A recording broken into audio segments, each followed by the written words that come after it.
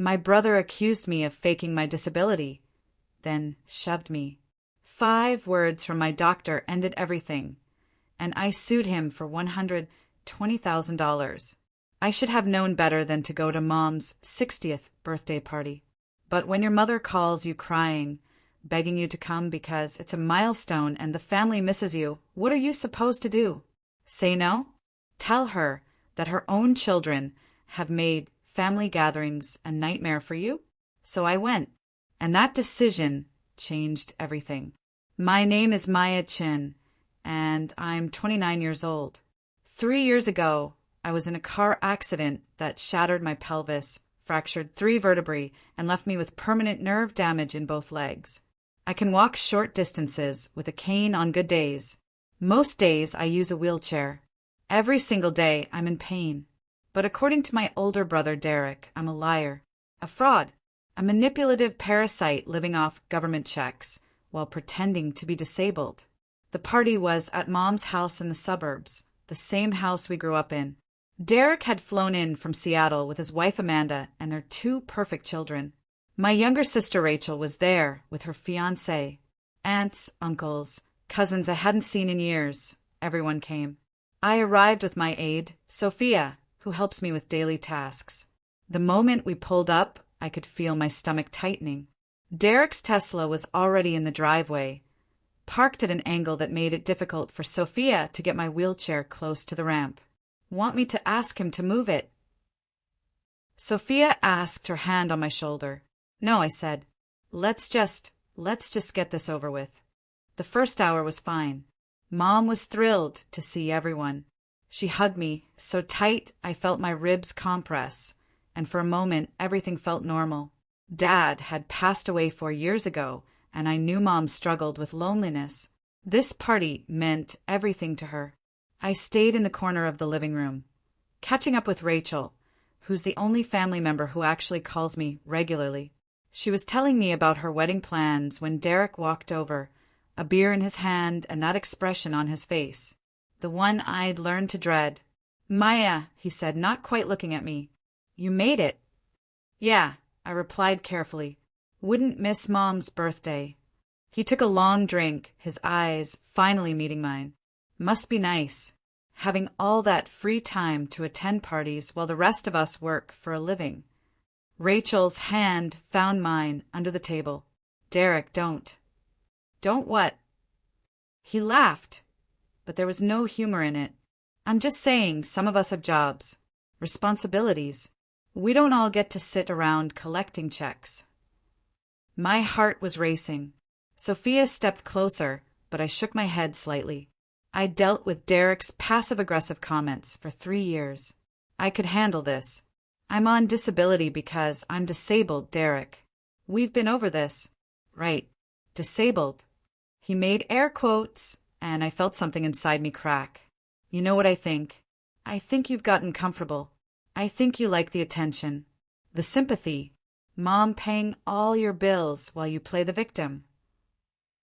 Derek. Rachel stood up. What is wrong with you? But he wasn't done. He was on a roll now, and I could see other family members starting to pay attention. Uncle Paul turned down the music. Conversations died. No, Rachel, someone needs to say it. We're all thinking it. Derek's voice got louder. Maya's been recovering for 3 years. 3 years. You know who else was in a car accident? My college roommate. He was back at work in 6 months. But Maya? She's made a career out of being injured. You don't know what you're talking about, I said, my voice shaking. You don't know anything about my condition. I know you're bleeding Mom dry. I know she took out a second mortgage to pay for your medical expenses. He used air quotes again. I know you're living in her house rent-free while she works double shifts at the hospital. That last part hit me like a physical blow. Mom hadn't told me about the second mortgage. I felt the room spinning. Derek, that's enough. Mom appeared from the kitchen, her face pale. This is not the time or place. When I ask the time, Mom. Derek turned on her. When are we allowed to talk about the elephant in the room? Your daughter has been manipulating you for years, and you're too guilty to see it. Guilty? Mom's voice cracked. What am I supposed to be guilty about? You weren't the one driving the car that day, but you act like you were. You're sacrificing everything for her, and she's taking advantage of that. The room was completely silent now. My cousin, Jennifer, was recording on her phone. Amanda, Derek's wife, looked mortified but said nothing. My Aunt Gloria actually nodded, like Derek was making sense. I'm not taking advantage of anyone, I said, fighting back tears. I didn't choose this. I didn't choose any of this. Derek set his beer down hard on the coffee table. You know what? I'm done watching this circus. I'm done watching you manipulate everyone with your act. It's not an act. Prove it. Derek's shout made everyone jump. If you're really that disabled, prove it right now. Stand up. Walk across the room. Show everyone here that you actually need that chair. My hands were gripping the wheelchair wheels, so hard my knuckles were white. Derek, my condition doesn't work that way. I have nerve damage, I have excuses. That's all you ever have. Excuses and doctor's notes and prescriptions. You're a professional victim, Maya. You've turned suffering into your full-time job. Sophia moved between us. Sir, you need to step back. I'm not talking to you, Derek snapped. I'm talking to my sister, the one who's been lying to my mother for 3 years. I'm not lying. I was crying now, hot tears of frustration and humiliation streaming down my face. I wake up every morning in pain. I can't walk more than a few feet without my legs giving out. I've had 7 surgeries, Derek. 7. I've spent hundreds of hours in physical therapy. I didn't fake the titanium rods in my spine. I didn't fake the nerve damage that keeps me awake at night. I didn't fake any of this. Derek's face was red now, veins bulging in his neck. Then stand up. If it's so real, if you're really trying, then get out of that chair and walk. Or are you too comfortable? Is the wheelchair just easier than actually putting in the work to recover? Stop it! Mom was crying now too. Derek, stop this right now. But he didn't stop. He couldn't stop. Years of resentment and anger and some twisted sense of righteousness were pouring out of him, and I was the target. I've been watching you for years, he continued, his voice venomous now. Every family gathering, you show up in that chair, playing the martyr. You post pictures on social media from your wheelchair, collecting sympathy likes. You guilt Mom into paying for everything. You've turned your accident into your identity because it's easier than being a real person who takes responsibility for their life. That's not fair, Rachel said, tears in her own eyes. You have no idea what she's been through. I know exactly what she's been through, Derek said. A car accident. Yeah, it was bad. But people recover from car accidents every day. They don't milk it for years. Uncle Paul spoke up. Derek's got a point, you know. I've been wondering myself why Maya's still in that chair after all this time. My buddy Frank had a back injury, and he was back at his construction job in a year. Everyone's body is different, Sophia started, but Derek cut her off. No, everyone's willpower is different. Some people fight to get better. Some people give up and let their family carry them. That's when I saw it, the shift in the room, the doubt creeping into people's faces. My Aunt Gloria whispered something to my Uncle Ron. Jennifer's phone was still recording. Even Mom looked uncertain, like maybe, just maybe, Derek had a point. I didn't give up, I said, my voice barely above a whisper. I've never given up.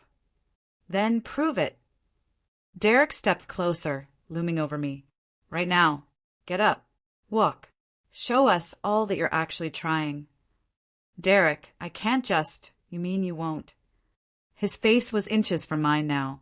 You won't because then the gravy train ends. The attention ends.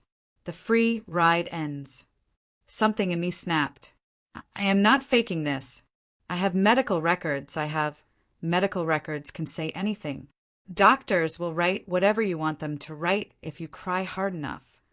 That's not true. Then get up, Maya. His voice was cold now, calculated. Get Up. I can't. You mean you won't? No, I mean I can't. And that's when Derek did it. He grabbed the handles of my wheelchair and shoved. Hard. I didn't have time to brace myself. The chair tipped forward and I went flying.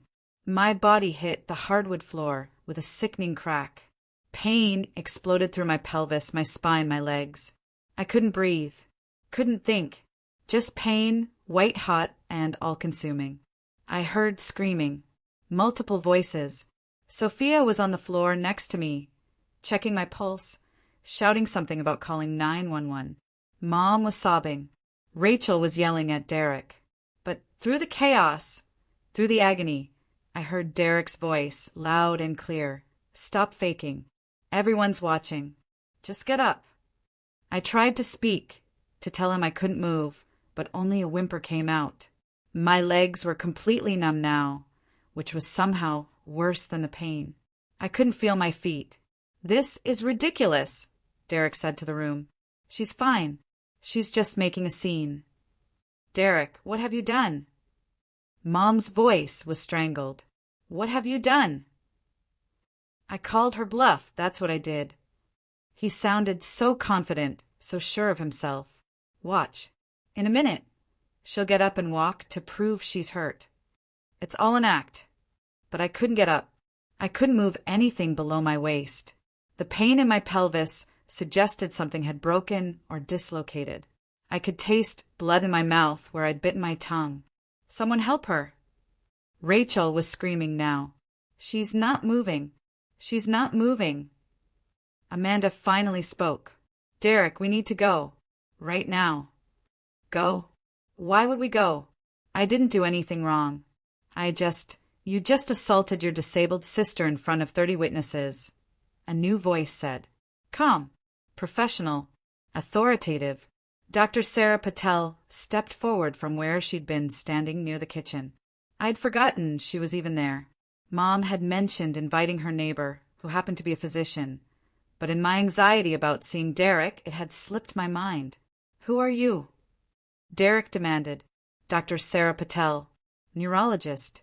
And I've been watching this entire incident. She knelt beside me, her fingers checking my pulse, her eyes scanning my body for injuries. Maya, can you feel your legs? I shook my head, tears streaming down my face. Can you wiggle your toes? I tried. Nothing. Dr. Patel's expression darkened. She looked up at Sophia. Have you called 911? Yes, they're on their way. Good. Dr. Patel stood, and when she looked at Derek, her voice could have frozen fire. You just witnessed a man assault a disabled woman. Specifically, a woman with documented spinal injuries and pelvic reconstruction. By pushing her from her wheelchair, he may have caused catastrophic damage to her surgical repairs. I didn't. Derek's confidence was starting to crack. She was faking. I was just trying to. You were trying to what? Cure her through violence? Test her disability by throwing her to the ground? Dr. Patel pulled out her phone. I'm not just a witness. I'm a medical professional, and I'm documenting this assault. Assault? Derek laughed, but it sounded hollow now. It wasn't assault. It was just, I was making a point. You made a point, all right. Dr. Patel started taking photos of me on the ground, of my wheelchair tipped over, of the tears on my face. Everyone in this room saw you physically attack a woman in a wheelchair. Your own sister, a woman who, for your information, has medical documentation of 2 fractured vertebrae, a reconstructed pelvis held together with titanium plates, and permanent peripheral neuropathy. The room was deathly silent now, but she can walk sometimes, Aunt Gloria said weakly. I've seen pictures on Facebook. Dr. Patel's gaze swung to her. You know what those pictures don't show? The hours of physical therapy it takes for her to walk 20 feet. The pain medication she takes daily. The fact that she pays for every step with agony. Having a disability doesn't mean you're completely immobilized. It means you have limitations, and in Maya's case, those limitations are severe and permanent. I heard sirens in the distance. This is insane, Derek said, but his voice was shaking now. I didn't know. How was I supposed to know? You were supposed to believe her. Dr. Patel's voice cracked like a whip. When your sister told you she was disabled, you were supposed to trust her. When she showed up in a wheelchair, you were supposed to respect her needs. Instead, you spent years tormenting her, culminating in this assault. It was an assault, Derek said again, but he was backing toward the door now. Tell it to the police, Dr. Patel said, because I'm pressing charges as a witness, and I'm documenting every aspect of Maya's injuries for the lawsuit that will inevitably follow. Lawsuit? Derek's face went white. You can't sue me. I'm family. Family doesn't protect you from the law, Dr. Patel said. Ask your lawyer. Oh, and one more thing. What? Those 5 words you need to hear. Dr. Patel's voice was ice-cold now. Maya was never faking anything. The ambulance arrived 6 minutes later. They took me to County General, the same hospital where I'd spent 3 months after my initial accident. The same emergency room where I'd learned I'd never be the same again. Coming back felt like a nightmare repeating itself. The pain was extraordinary. Not just physical pain, though that was overwhelming. It was the emotional pain of having my own brother physically attack me, of having my family doubt me, of having to prove my suffering was real. Dr. Patel rode with me in the ambulance, still taking notes, still documenting everything. Sophia followed in her car with my wheelchair, which Derek had damaged when he pushed it over. The footrest was bent, one wheel was cracked. Maya, I need you to stay calm, Dr. Patel said as the paramedics worked. I know this is traumatic, but we're going to figure out what happened. I can't feel my legs, I whispered. I can't feel anything below my waist. It might be temporary. It might be swelling pressing on nerves. We won't know until we get you scanned. Her hand squeezed mine. But whatever happens, we're documenting all of it. Why are you helping me? You barely know me. Dr. Patel's expression softened slightly. Because I've seen too many people with disabilities get abused by their own families. Too many people doubted, gaslit, accused of exaggeration. I became a doctor to help people, and right now you need help. At the hospital, they rushed me to imaging. X-rays, CT scans, and MRI. Hours of lying perfectly still while machines hummed and clicked around me. Mom was in the waiting room. Rachel told me later. Derek and Amanda had left before the ambulance arrived. The results came back after midnight. Dr. Marcus Webb, my original orthopedic surgeon, came to my room. I knew it was bad news when I saw his face. Maya, he said gently, sitting on the edge of the hospital bed. We found some significant damage. My mouth went dry. How bad? One of the titanium plates in your pelvis has shifted. Not badly, but enough that we're concerned. You've also sustained some soft tissue damage and inflammation around your L4 and L5 vertebrae, right where you had your original injury. The good news is nothing is broken. The bad news is that the trauma from the fall has set back your recovery significantly. What does that mean? It means more physical therapy. It means you're going to be in more pain for a while. It means the progress you've made over the past 3 years has been partially erased. Dr. Webb's jaw tightened. Dr. Patel told me what happened. This was assault, Maya. Someone intentionally caused this damage.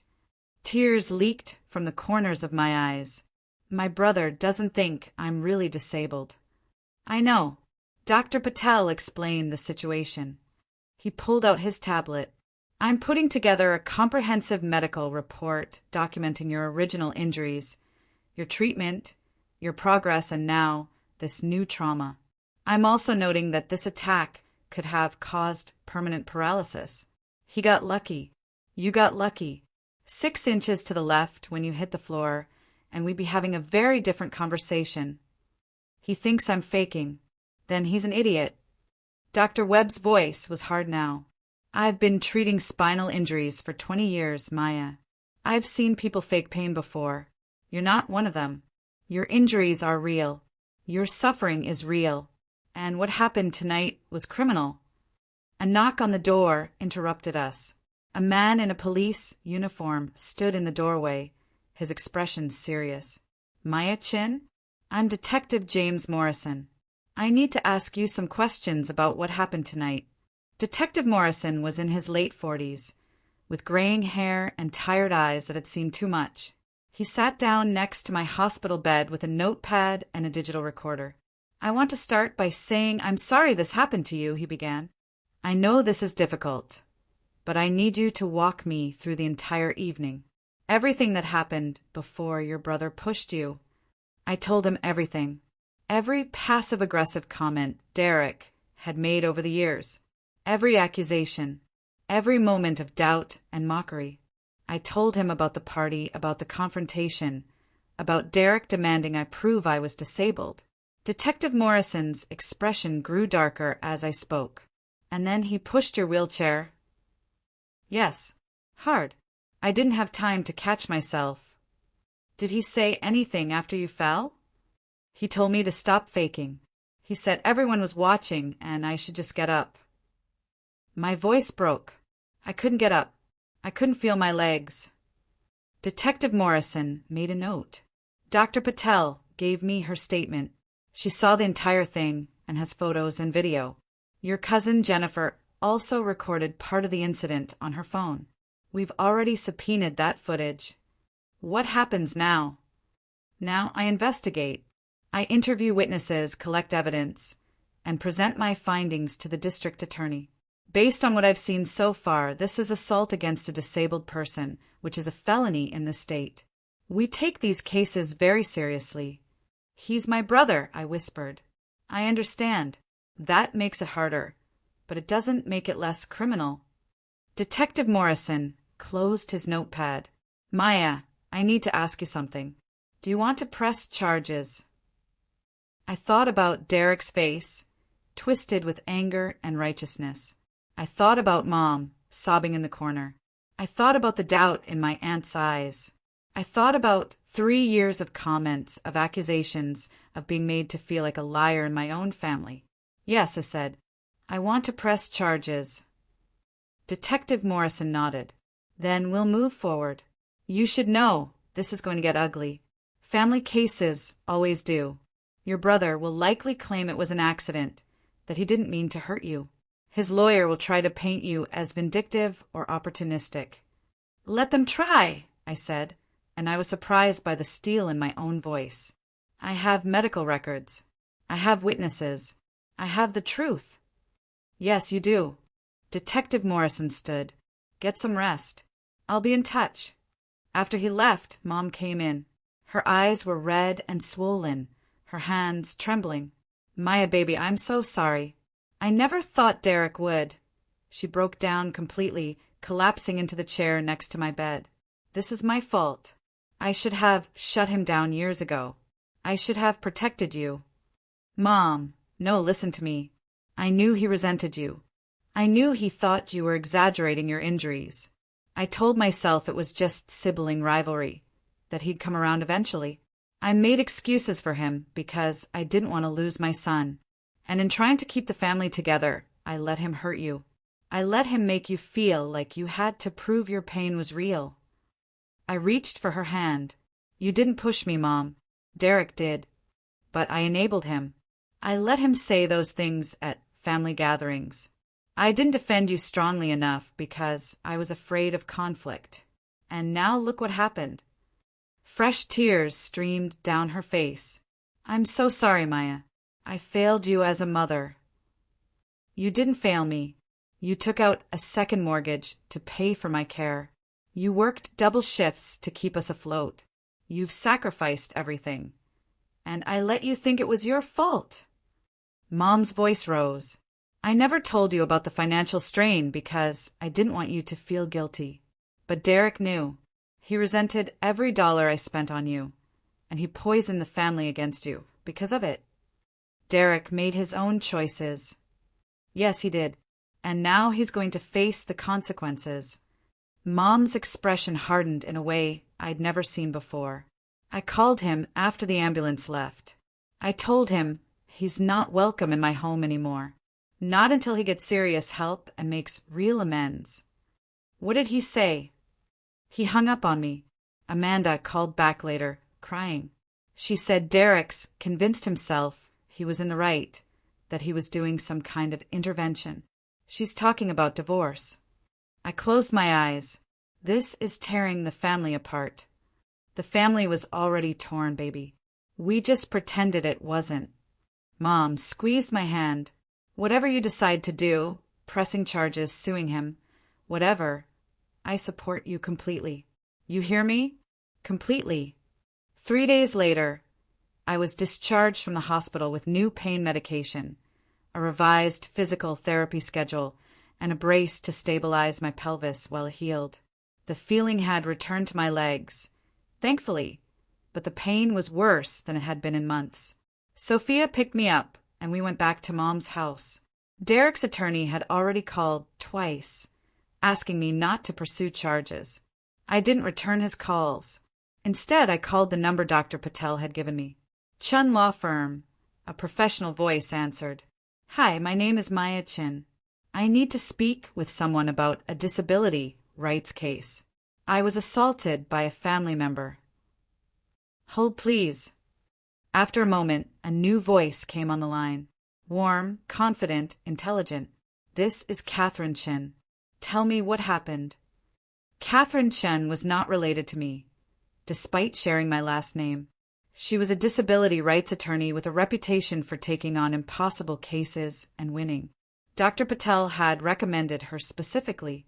We met at her office downtown, a sleek space with accessibility features I'd never seen before. Automatic doors, adjustable height desks, tactile floor markers. Catherine herself used a prosthetic leg, the result of bone cancer in her 20s. Tell me everything, she said, and I did. I told her about the accident 3 years ago, about the surgeries, the physical therapy, the slow, painful progress. I told her about Derek's years of accusations and suspicion, about the party, the confrontation, the assault, about the hospital and the investigation. Catherine listened without interrupting, taking notes on her laptop. When I finished, she leaned back in her chair. You have an incredibly strong case, she said, both criminal and civil. The criminal case is out of your hands. The state will prosecute Derek for felony assault. But the civil case? That's where we can really hold him accountable. I don't want his money, I said. I just want him to understand what he did. Understanding often comes with a price tag, Catherine said bluntly. Derek assaulted you, caused medical harm, and did so in front of dozens of witnesses. Under disability law, attacking someone because of their disability is a hate crime. We can sue for medical expenses, pain and suffering, emotional distress, and punitive damages. Punitive damages? Damages designed to punish the defendant and deter similar conduct.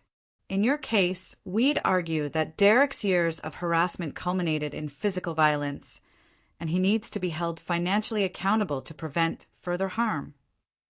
My head was spinning. How much are we talking about? Catherine pulled up a spreadsheet. Your medical expenses from this incident alone are around $15,000. Your future therapy needs will cost more. Pain and suffering, emotional distress, loss of quality of life. We're looking at a minimum of $100,000, possibly more. Derek doesn't have that kind of money. He's a software engineer at Amazon making $200,000 a year.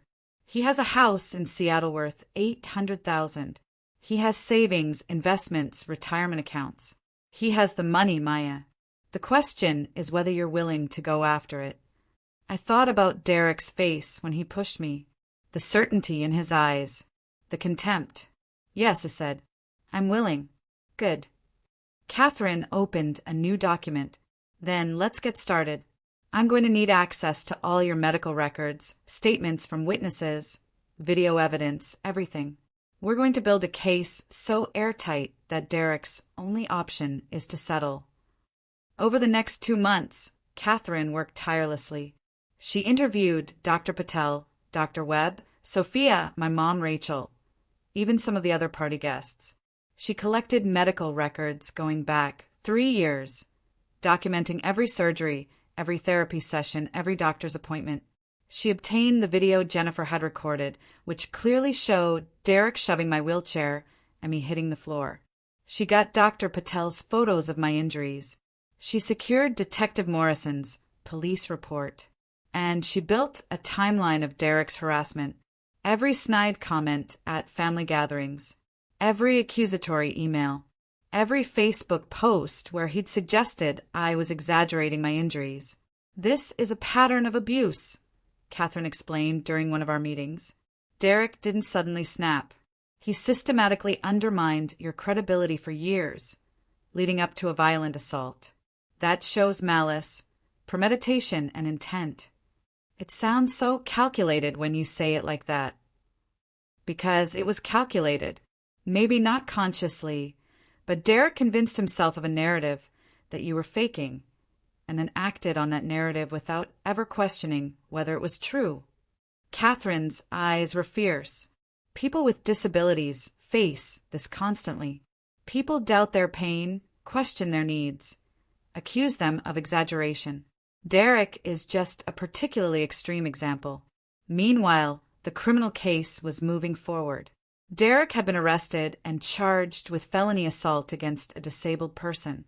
He'd posted bail and hired an expensive defense attorney who immediately tried to get the charges reduced. The prosecution wasn't budging. "This case is too clear-cut," Detective Morrison told me during one of his updates. "We have video evidence, medical documentation, eyewitness testimony from a physician." Derek's attorney is trying to paint it as a family dispute that got out of hand. But that doesn't change the fact that he assaulted you. What's going to happen to him? If convicted, he's looking at 2 to 5 years in prison, though he'll likely get probation if it's his first offense. He'll also have a permanent felony record. 2 to 5 years. I tried to imagine Derek in prison and couldn't. He was my brother, the same person who'd taught me to ride a bike when I was 6, who'd scared away my first boyfriend when I was 16, who'd been my hero once upon a time. When had that changed? When had his love turned to resentment? The answer came from an unexpected source. Amanda, Derek's soon-to-be ex-wife. She called me 3 weeks before the trial, her voice tentative. "Maya, I hope it's okay that I'm calling. I got your number from your mom." "It's fine," I said, though I wasn't sure it was. I wanted to apologize, and to tell you something I think you should know." She took a shaky breath. "Derek's behavior toward you? It started after your accident, but it got worse after we had financial troubles." "Financial troubles?" "Derek made some bad investments 2 years ago. Lost about $50,000 in crypto. We almost lost our house. He was humiliated, angry at himself, and then he found out your mom took out a second mortgage to help you." Amanda's voice cracked. "He fixated on it. He convinced himself that if your mom had helped us instead, we wouldn't have struggled. He blamed you for our financial problems, even though that made no sense." My heart sank. So this was about money. It was about pride. Derek's always been the successful one, the golden child, having financial troubles while his disabled sister was getting everything handed to her. That's how he saw it, destroyed his ego. He couldn't accept that you genuinely needed help, because then he'd have to accept that he'd failed while you were suffering through no fault of your own. That's so twisted. I know. I tried to tell him, Maya. I really did. But he wouldn't listen. He kept getting angrier, more resentful, until it consumed him. Amanda was crying now. "What he did to you was unforgivable. I'm divorcing him. I can't let my children grow up thinking that behavior is acceptable." "Amanda, I'm going to testify against him," she said. "At the trial, I'm going to tell them everything. The things he said about you in private, the resentment he harbored, the fact that he planned to expose you at the party. He planned it. He told me the night before. He said he was going to make you prove it once and for all. I didn't think he'd get physical, but I should have known. I should have warned you.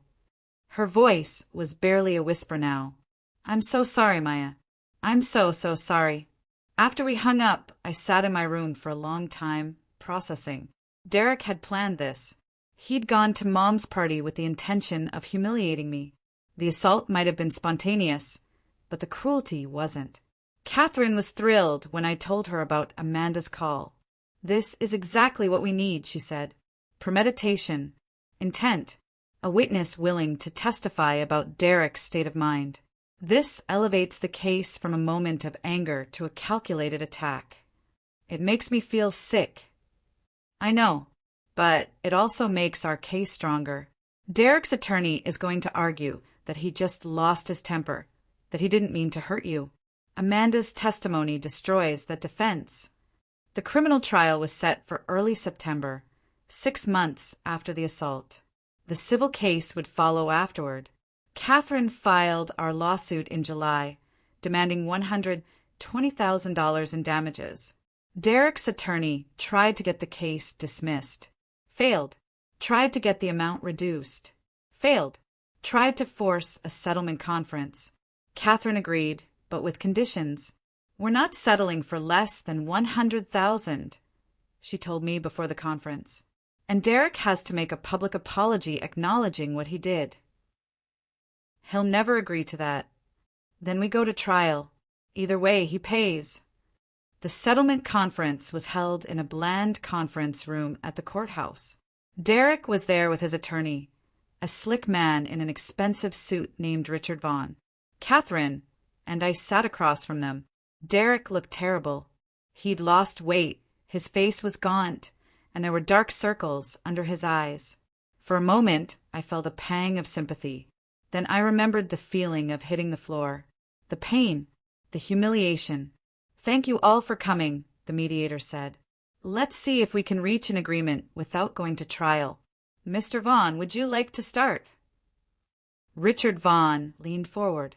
My client acknowledges that an unfortunate incident occurred. However, we believe the damages being sought are excessive. We're prepared to offer $30,000 to settle this matter. Catherine didn't even blink. No. Ms. Chin, surely we can negotiate. There's nothing to negotiate. Your client violently assaulted a disabled woman, causing significant physical and emotional harm. $30,000 doesn't even cover her medical expenses, let alone punitive damages. My client is not a wealthy man. Your client makes $200,000 a year and owns a home worth $800,000. He has the means to pay. Catherine slid a document across the table. Our demand is $120,000, plus a written public apology admitting fault. Derek's face flushed. I'm not apologizing for trying to help my sister. Help her. Catherine's voice was ice. You pushed her out of her wheelchair and caused medical harm. That's not help. That's assault. I didn't mean to hurt her. I just wanted her to what? Walk on command? Prove her disability to your satisfaction. Catherine leaned forward. Mr. Chin, your sister has titanium plates in her pelvis. She has documented nerve damage. She has 3 years of medical records from multiple specialists. She doesn't owe you proof. She doesn't owe anyone proof. Look, I made a mistake, okay? I lost my temper. Derek's voice was rising. But $120,000? That's insane. That's my kids' college fund. That's my life savings. Should have thought of that before you assaulted your sister, Catherine said flatly. The mediator intervened. Perhaps we can find middle ground. Mr. Vaughn, what's your maximum offer? Richard Vaughn consulted with Derek in whispers. Finally, he said, $75,000. Final offer, but no public apology. Not good enough, Catherine said immediately. Counter offer, $115,000 and a private written apology to Maya only. No public statement required. I watched Derek's face as Catherine negotiated. He looked defeated, cornered. Part of me wanted to tell Catherine to accept a lower amount, to let him save some face. But then I remembered lying on the floor, unable to feel my legs, hearing him tell me to stop faking. "The apology is non-negotiable," I said, speaking for the first time. "If you won't even acknowledge what you did, then there's no point settling." Derek's eyes met mine across the table. "Maya, you don't get to Maya me," I said, surprised by the strength in my voice. "You called me a liar for 3 years. You told our family I was manipulating Mom. You physically attacked me. And you still think you were in the right." "I don't think I was in the right," Derek said quietly. "I know I screwed up, but you want me to lose everything. My marriage is over. I'm probably going to jail. Now you want my money too."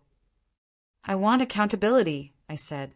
"I want you to understand that what you did had consequences. Real consequences. Not just for me, but for you." The mediation ended without an agreement. We'd go to trial. The criminal trial started on September 12th. The courtroom was packed with family members, reporters, and curious onlookers. Mom sat behind me, her hand on my shoulder. Rachel was on my other side. Sophia sat in the back, ready to testify if needed. Derek sat at the defense table in a suit that looked too big for him now. Amanda was in the gallery, as far from Derek as possible. Their kids were with her parents. The prosecutor was a woman named Lisa Martinez, sharp-eyed and relentless. She laid out the case methodically. Derek's years of accusations, the party confrontation, the assault, the medical consequences. "This isn't a case about a family dispute that got out of hand," she told the jury. "This is a case about a man who refused to believe his sister's disability was real and who ultimately attacked her to prove his false narrative." Derek's attorney, Richard Vaughn, painted a different picture. Derek Chin is not a criminal. He's a concerned brother who watched his mother struggle financially, who saw his sister seemingly comfortable in her disability, who worried that she wasn't trying hard enough to recover. Vaughn's voice was smooth, sympathetic. Did he make a terrible mistake? Yes. Did he intend to cause harm? Absolutely not. This was a moment of frustration, not malice. Then came the witnesses. Dr. Patel went first. She testified about what she'd observed at the party. Derek's escalating aggression, his demands that I prove my disability, and finally the assault itself. "I've worked with spinal injury patients for 15 years, she said. Ms. Chen's injuries are severe and permanent. The idea that she was faking is medically absurd. Dr. Webb testified next, showing X-rays and MRI images to the jury. He explained my original injuries in detail, then described the damage from Derek's assault. This attack could have paralyzed her permanently, he said. She was lucky. 6 inches to the left when she hit the floor, and we'd be looking at complete spinal cord damage. Detective Morrison testified about his investigation. The video evidence was played for the jury. Jennifer's phone recording of Derek pushing my wheelchair, me hitting the floor, Derek standing over me telling me to stop faking. Several jurors looked away. One woman was crying. Then Amanda took the stand. She was nervous, her hand shaking as she was sworn in. But her testimony was devastating. Derek talked about Maya constantly, she said. He called her a manipulator, a fraud. He said she was bleeding his mother dry and that someone needed to expose her. Did he plan to confront her at the party? Lisa Martinez asked. Yes. The night before, he told me he was going to make her prove it once and for all. I asked him what he meant, and he said he was going to call her out in front of the whole family, make her walk. Did you try to stop him? I asked him not to make a scene, but I didn't think he'd get physical. Amanda's voice broke. I should have known. He'd been so angry for so long. I should have protected her. When it was Richard Vaughn's turn to cross-examine, he tried to paint Amanda as a bitter ex-wife with an axe to grind. It didn't work. Amanda was too credible, too obviously devastated by what had happened. Then it was my turn to testify. Walking to the witness stand was agony. I used my cane, and every step sent pain shooting through my pelvis and spine. It took me nearly 2 minutes to cover 20 feet. The jury watched in silence. Lisa Martinez was gentle with me, asking about my accident, my injuries, my recovery process. I explained the surgeries, the physical therapy, the daily pain management. "Do you consider yourself disabled?" she asked. "Yes." "Have you ever exaggerated or faked your symptoms?" "Never." "Why do you think your brother believed you were faking?" I thought carefully before answering. "I think Derek needed someone to blame for things going wrong in his life. He lost money, he had financial stress, and he found out Mom had gone into debt to help me. It was easier to make me the villain than to accept that sometimes life is just hard and unfair." "How did you feel when he pushed you from your wheelchair?" "Terrified, humiliated, betrayed. Tears leaked from my eyes. He's my brother. I trusted him to protect me, not hurt me." Richard Vaughn's cross-examination was brutal. He tried to suggest I was exaggerating my pain, that I could walk more than I claimed, that my medical expenses were inflated. But Catherine had prepared me well. I stayed calm, answered each question honestly, and refused to be rattled. "Isn't it true that you sometimes walk without your wheelchair?" Vaughn asked. "Yes, short distances with my cane on good days." "So you can walk?" "I can walk about 50 feet before the pain becomes unbearable and my legs start to give out. That's not the same as being able-bodied." "But you choose to use the wheelchair." "I choose not to collapse in public. I choose to conserve my limited mobility for when it matters most. That's not faking. That's managing a disability." Vaughn tried several more times to trip me up. Each time, I calmly explained the reality of living with chronic pain and limited mobility. By the end, even he looked frustrated. The trial lasted 3 days. In his closing argument, Vaughn argued that Derek had made a mistake born of concern, not malice. Lisa Martinez wasn't buying it. "Derek Chin didn't push his sister because he was concerned," she said. "He pushed her because he was angry that she wouldn't perform for him. He demanded proof of her disability, and when she couldn't provide it on command, he attacked her. That's not concern. That's cruelty." The jury deliberated for 4 hours. When they came back, the foreperson stood and read the verdict. "On the charge of felony assault against a disabled person, we find the defendant guilty." I heard Mom gasp behind me. Rachel squeezed my hand. Derek's head dropped into his hands. The judge scheduled sentencing for 2 weeks later. Derek's sentencing hearing was quiet, somber. The judge, a woman in her 60s named Judge Patricia Wong, listened to both sides present their arguments. Lisa Martinez recommended the maximum, 3 years in prison. Richard Vaughn begged for leniency, probation, community service, therapy. Judge Wong looked at Derek for a long moment before speaking. "Mr. Chin, I've reviewed your case extensively. I've read the medical reports, watched the video evidence, and listened to testimony from multiple witnesses. What you did to your sister was cruel and dangerous. You could have paralyzed her. You could have killed her."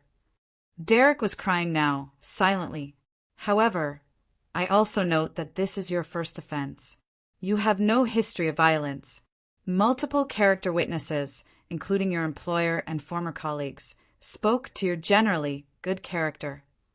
My heart sank. She was going to go easy on him.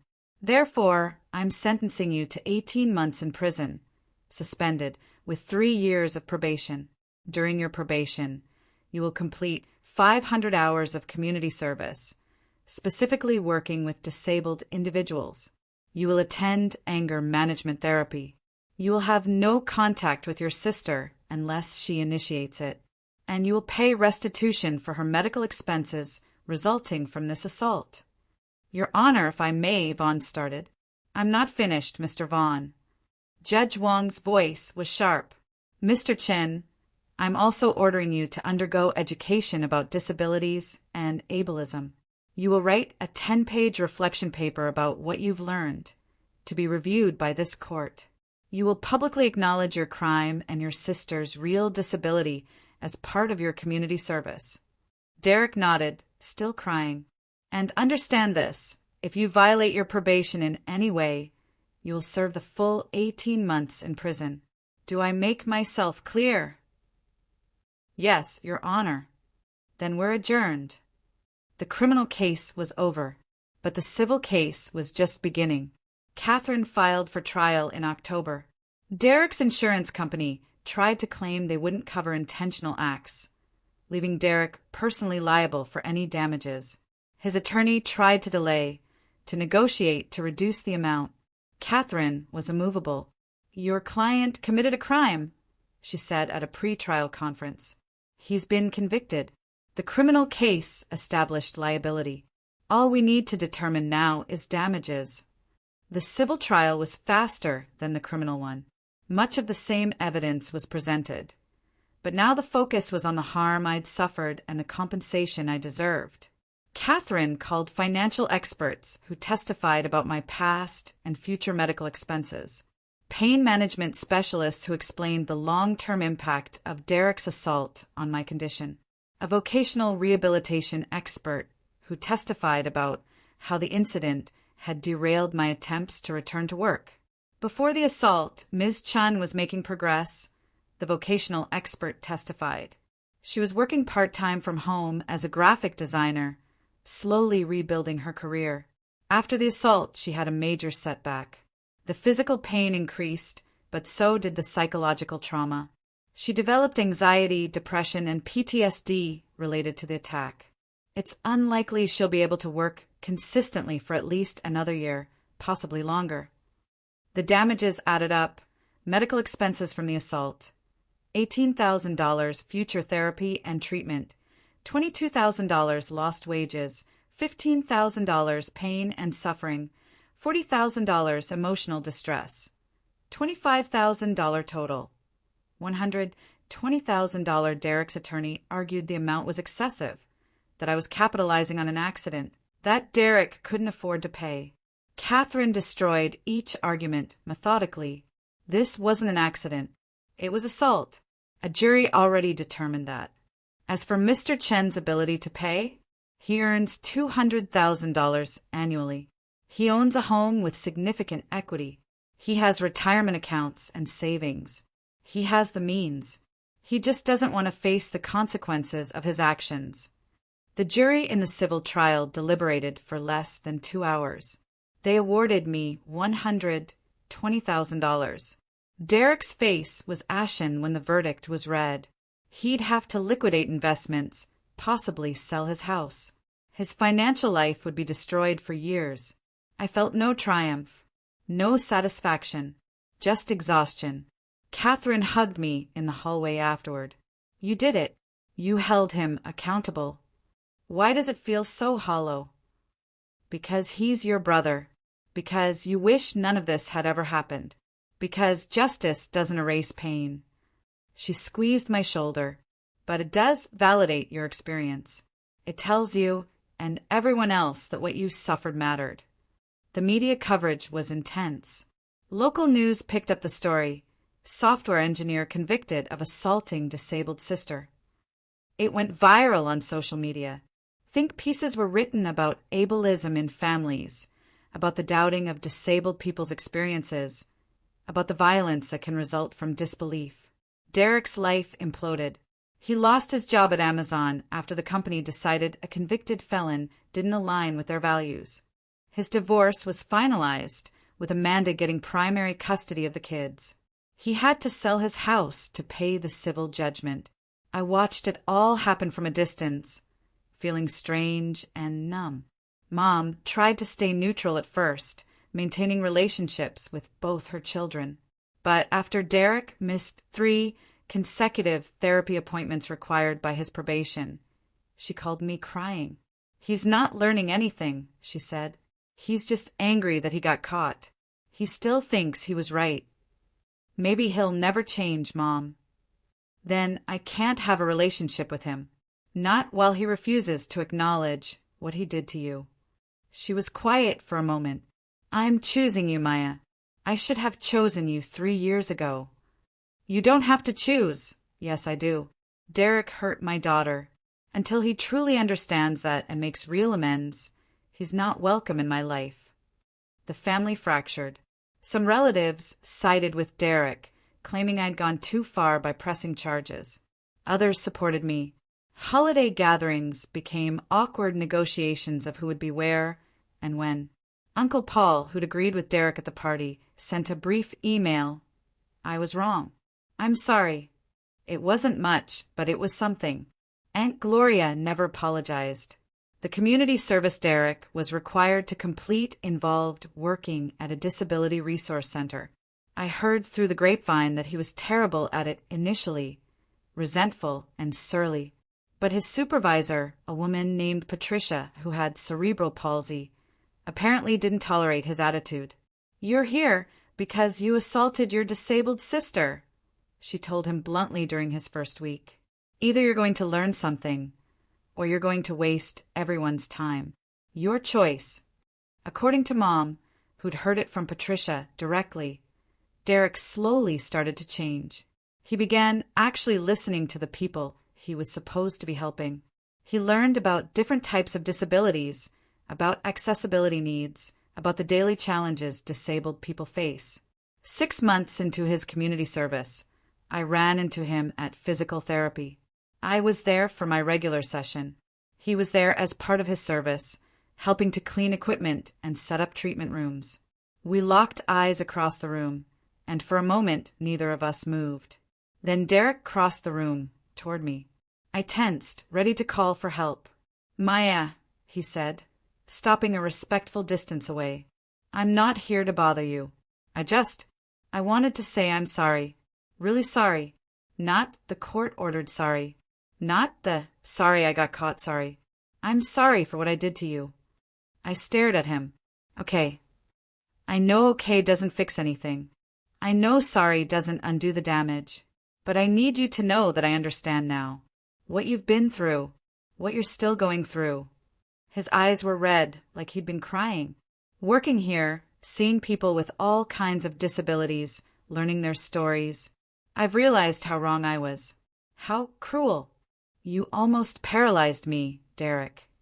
I know. His voice cracked. I know. And I have to live with that for the rest of my life. You have to live with the consequences of my actions, and so do I. Why should I believe you've changed? You spent 3 years calling me a liar. You shouldn't believe me. Not yet. I have to prove it through actions, not words. He swallowed hard. I'm not asking for forgiveness. I'm not asking to be in your life.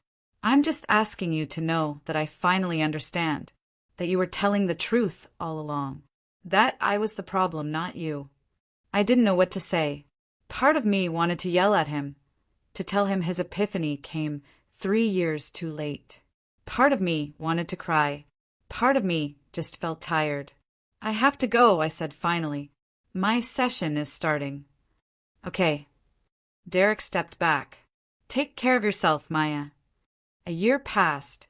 I continued physical therapy, slowly regaining some of the strength I'd lost after the assault. The money from the civil judgment helped pay off Mom's second mortgage and covered my ongoing medical expenses. I even had enough left over to get a modified van with hand controls, giving me independence I hadn't had in years. I started working again, part-time, doing graphic design from home. It wasn't much, but it was progress. It was proof that I was more than my disability, more than my trauma. Catherine invited me to speak at a disability rights conference. I was terrified, but I agreed. Standing in front of 200 people, many of them disabled themselves, I told my story. I talked about the accident, the recovery, Derek's disbelief, and the assault. I talked about the legal battle and the aftermath. For years, I felt like I had to prove my disability was real, I said. I felt like I owed everyone evidence, documentation, performance. And that's wrong. Disabled people don't owe anyone proof. We don't owe anyone a demonstration of our pain. Our lived experience is valid, even if others don't understand it." The audience erupted in applause. Afterward, dozens of people came up to share their own stories. Stories of family members who didn't believe them. Stories of having to prove their disabilities over and over. Stories of assault, discrimination, and gaslighting. "Thank you for speaking up," a young man with muscular dystrophy said. "My parents still think I'm exaggerating. Hearing your story makes me feel less alone." I realized then that my pain had purpose. Not the assault itself, that was just cruelty, but the aftermath, the legal battle, the public reckoning, that had meaning. It had started conversations. It had validated other people's experiences. It had, in some small way, changed things. 2 years after the assault, Derek completed his community service. He'd written his court-mandated reflection paper, attended every therapy session, and apparently transformed his understanding of disability. Mom told me he'd become an advocate in his own way, speaking to other families about ableism and the harm of disbelieving disabled loved ones. "He's trying to make amends," Mom said. "Not to you specifically, because he knows you're not ready for that, but to the disability community. He's trying to do better." That doesn't undo what he did. No, it doesn't, but it's better than staying stuck in anger and denial. I didn't see Derek for those 2 years. I didn't want to. I was healing, building my own life, and he was a reminder of the worst moment of my trauma. But then 2.5 years after the assault, I got a letter. It was handwritten, pages and pages of Derek's messy scrawl. "Dear Maya," it began, "I don't expect you to read this. I don't expect you to respond. But I needed to write it anyway." The letter was detailed, painful, and honest. Derek wrote about his resentment after the accident, about how he'd felt like a failure when he lost money while I was getting everything. He wrote about how he'd constructed a narrative where I was the problem, because accepting that I was genuinely suffering meant accepting that life was unfair and random and terrifying. "I couldn't handle the idea that bad things happened to good people," he wrote. "So I made you into someone who deserved it, someone who was taking advantage. It was easier than facing the truth, that you were hurt through no fault of your own, and that there was nothing I could do to fix it."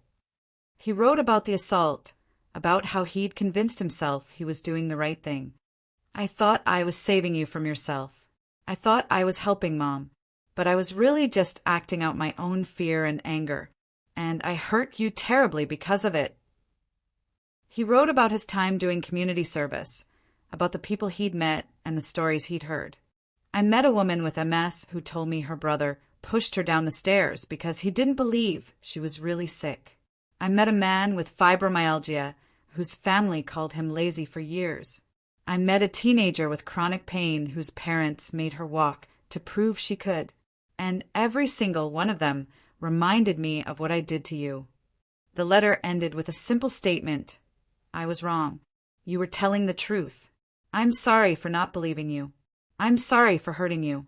I'm sorry for every moment of pain I caused. You don't have to forgive me. You don't have to have a relationship with me.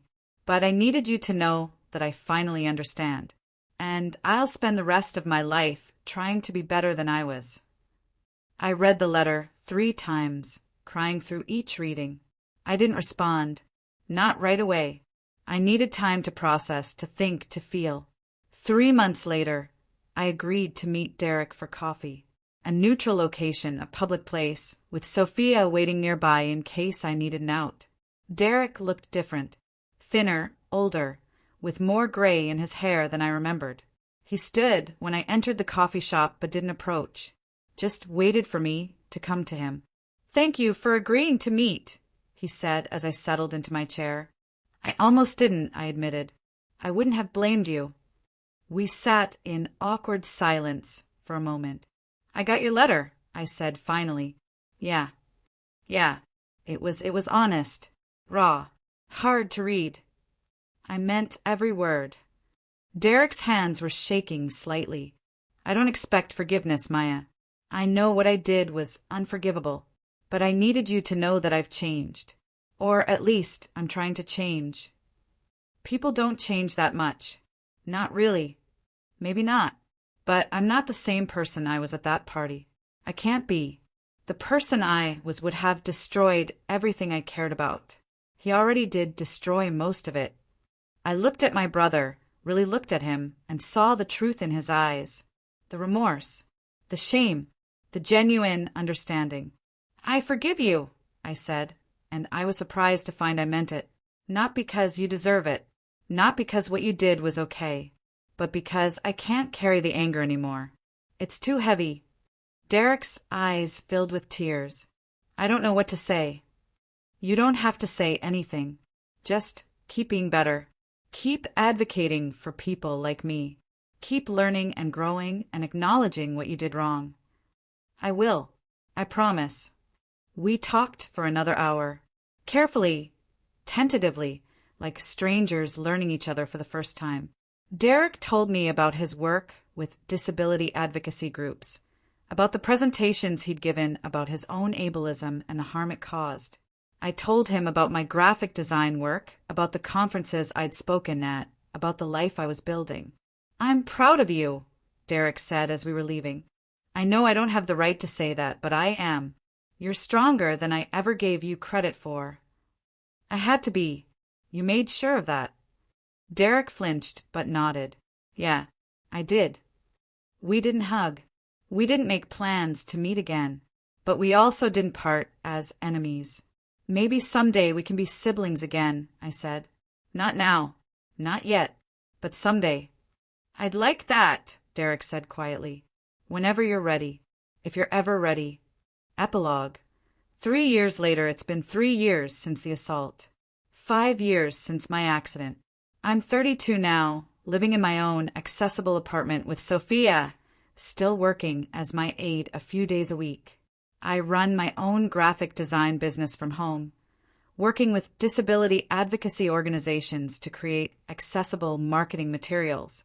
Mom and I have dinner every Sunday. Rachel got married last year, and I was her maid of honor, wheelchair and all. The wedding photos are beautiful. Derek and I have a relationship again. Not the one we had before.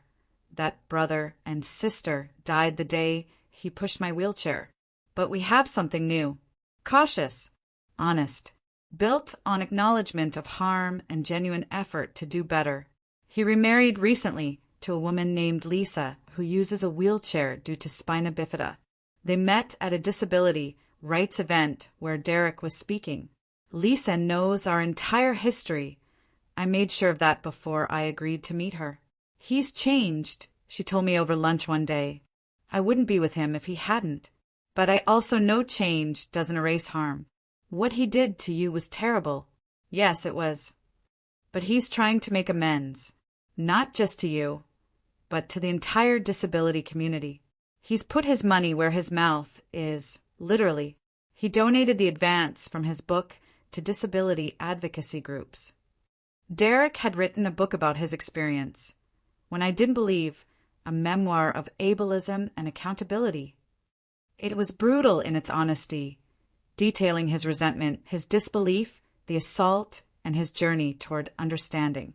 Part of me hated that he'd profited from my trauma, but he donated every penny to organizations supporting disabled people, so I couldn't really complain. The disability community was divided about him. Some saw him as a cautionary tale and appreciated his advocacy. Others thought he was capitalizing on his victim status as a reformed ableist. I understood both perspectives. "He's not a hero," I told a reporter who asked about him last year. "He's not even particularly remarkable. He's just a man who did something terrible and is trying to do better. Whether that's enough is up to each person to decide for themselves. For me, it's enough. Not because he's earned it, but because I've decided I deserve peace more than I deserve vengeance. I still have bad days. Days when my pain is so intense I can't get out of bed. Days when I see someone who looks like Derek and feel panic rising in my chest. Days when I read comments online from people who think I sued my brother for getting upset, and I want to scream. But I also have good days. Days when my design work makes a real difference for disabled clients who've never seen themselves represented well. Days when I speak at conferences and see people nodding along to my story. Days when I'm just living my life, managing my disability and feeling okay about it all. The $120,000 judgment changed my life. It paid off Mom's mortgage, covered my medical expenses, bought adaptive equipment, and gave me the financial stability to build a career on my own terms. But more than the money, the legal battle validated my experience. It said, you were wronged. What happened to you mattered. Your suffering was real. Sometimes people ask me if I regret pressing charges, if I regret suing my own brother. I don't. Derek's assault wasn't just about me. It was about every disabled person who's been doubted, dismissed, and disbelieved. It was about every family member who's demanded proof, who's accused their loved ones of exaggeration, who's made disability about their own discomfort rather than the disabled person's needs. By holding Derek accountable, I didn't just get justice for myself. I sent a message. Disabled people deserve to be believed. Our experiences are valid. Attacking us has consequences. And that message was worth fighting for. Last month, I got an email from a young woman named Sarah. She'd read about my case online and wanted to share her story. Her father didn't believe her chronic illness was real and had been financially abusing her, threatening to cut her off if she didn't stop pretending. Reading about what you went through gave me the courage to contact a lawyer, she wrote. I'm documenting everything now. I'm building a case. I'm not going to let him get away with it. I wrote back immediately, offering support and advice. I connected her with Catherine, who took her case pro bono. This is my legacy now. Not the trauma, not the assault, not the lawsuit. This, helping other disabled people stand up for themselves. Showing them they don't have to accept abuse. Teaching them that their pain matters and deserves protection. Derek's assault broke something in me. But in the breaking, in the fighting back, in the legal battle, and the aftermath, I found a strength I didn't know I had. I found my voice, and I'm using it to speak for every disabled person who's been silenced, doubted, or dismissed. 5 words from my doctor ended everything. Maya was never faking anything. But millions of words later, in court testimony, legal documents, advocacy speeches, and stories shared, I've built something new. A life where I'm not defined by what was done to me, but by how I chose to respond. A life where I'm not just surviving my disability, but thriving with it. A life where my pain has purpose, my voice has power, and my story matters. And that's worth more than any settlement could ever be. This has been Reddit Family Stories. Thanks for being here, and I'll see you in the next one.